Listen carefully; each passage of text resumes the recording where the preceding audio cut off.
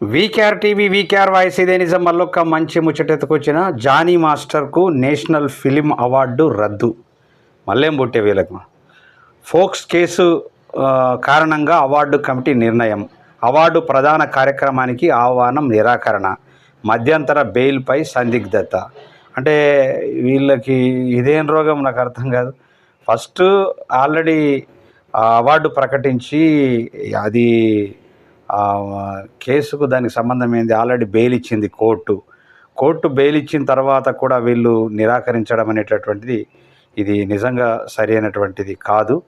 మరి ఖచ్చితంగా ఆయనకు బెయిల్ దొరికింది కాబట్టి ఖచ్చితంగా అవార్డు ఇవ్వవలసినటువంటి బాధ్యత ఉన్నది.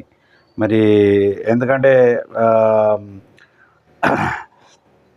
ఇది దారుణమైనటువంటి చర్య. దీన్ని